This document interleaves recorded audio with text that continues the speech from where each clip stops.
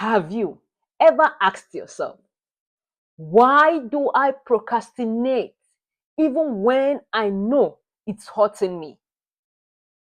Why do we delay things that matters? Our goals, our healing, our responsibility. Today, we are unpacking the psychology behind procrastination's grip. By the end of this video, you will understand what's really driving procrastination, how it affects mental health, and the tools to finally break free.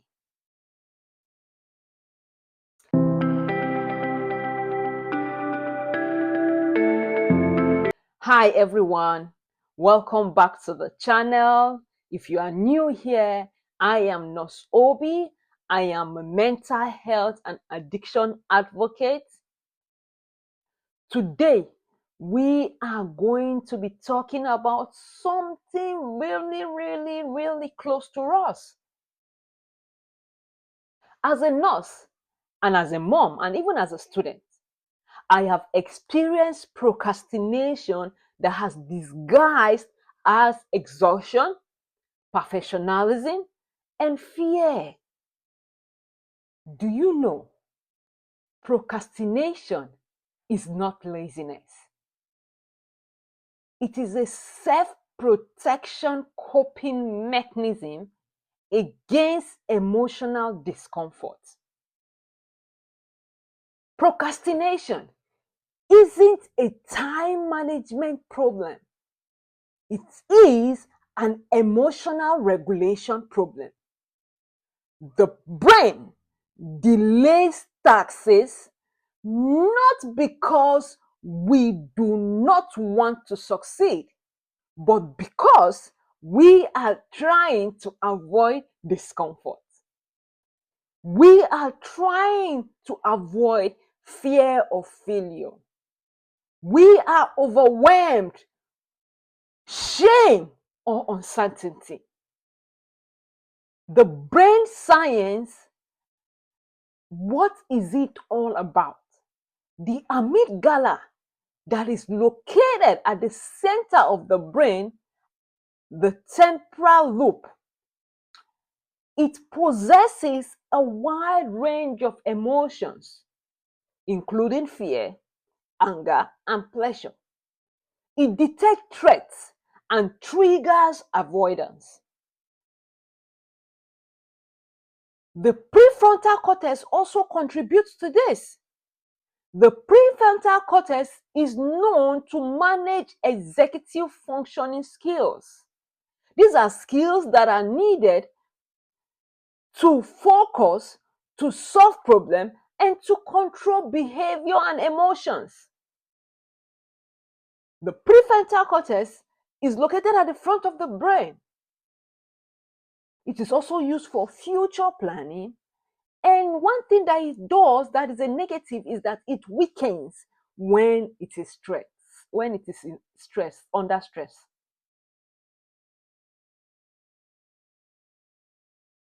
Now, the dopamine, which is also a neurotransmitter, rewards the system that favors what feels good. It's called an excitatory neurotransmitter. It's always excited.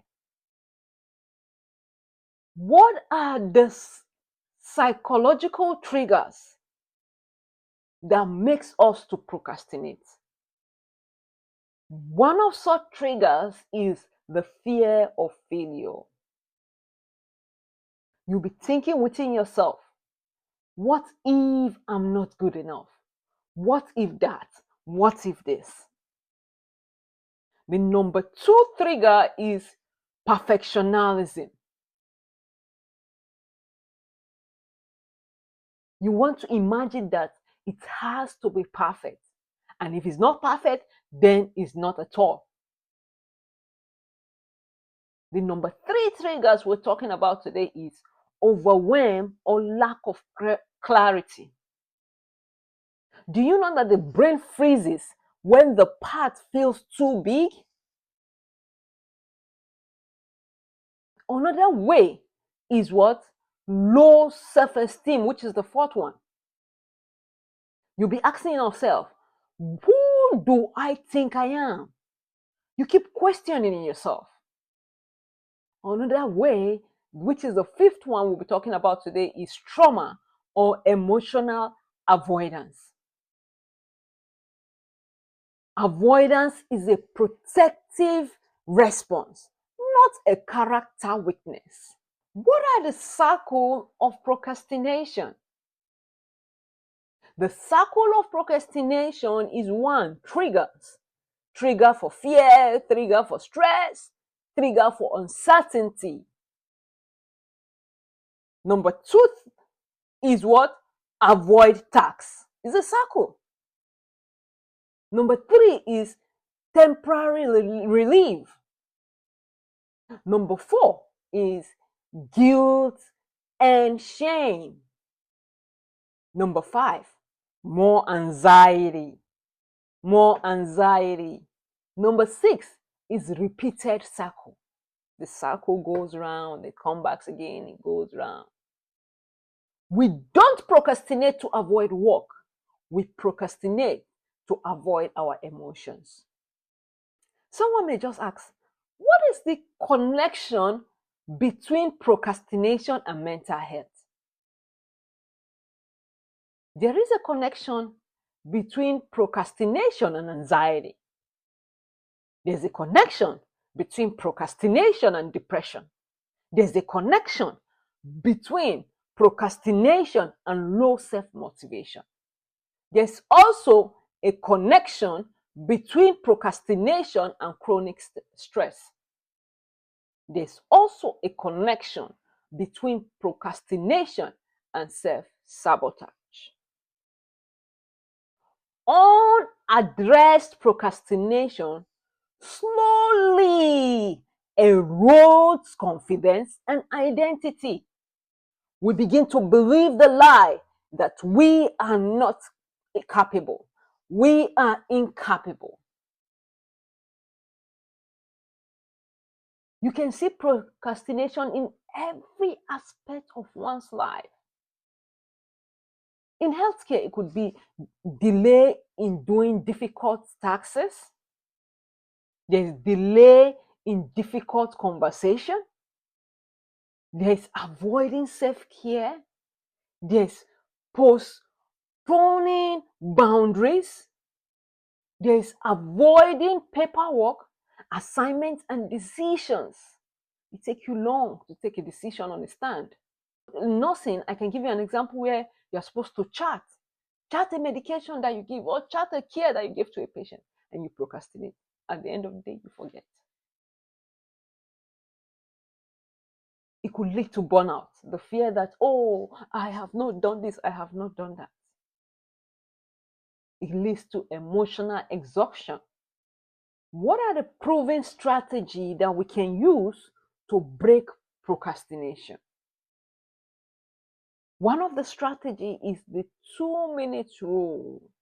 The 2-minute rule says that you have to start small.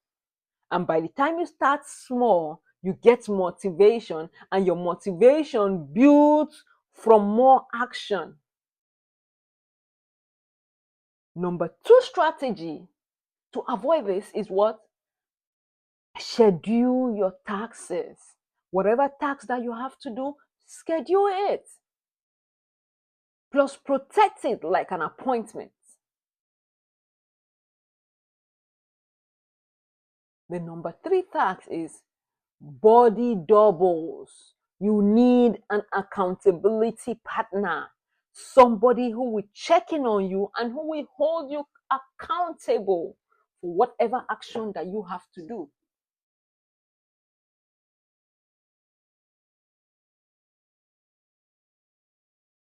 The number four task is for you is break those tasks that you have into micro steps. Number one, you can say, what is the first 5-minute steps I need to do? The next 5 minutes, the next 5 minutes. Break them into steps.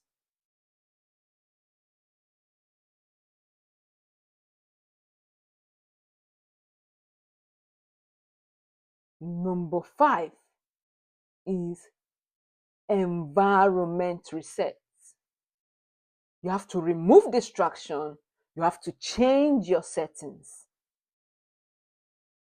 Number 6 is self-compassion.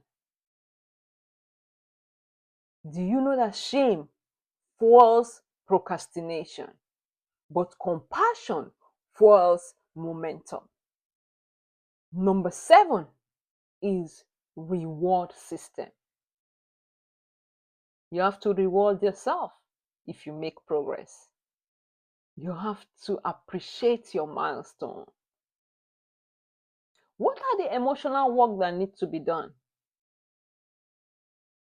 The first emotional work that I think you need to do is journaling prompts.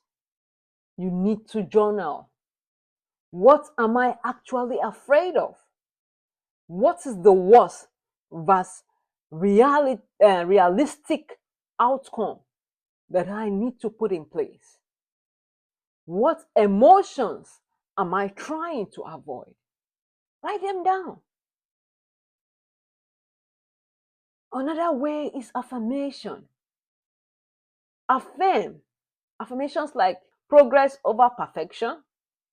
Done is better than perfect. I can do hard things. What are the biblical perspectives on this matter? In James chapter 2 verse 17, it says, faith without works is dead. We've seen examples of men of God in the Bible that actually procrastinated in one way or the other. Moses delayed because of fear and insecurity. Gideon procrastinated because he felt inadequate. Jonah avoided responsibility out of resistance. What are those guided activations prompts that you need to do? You have to write one task you have been procrastinating. Identify the emotions behind it. Choose one next step to take today. Procrastination is not what you are. It is a habit formed to protect you that no longer serves you. Today is that day to break free.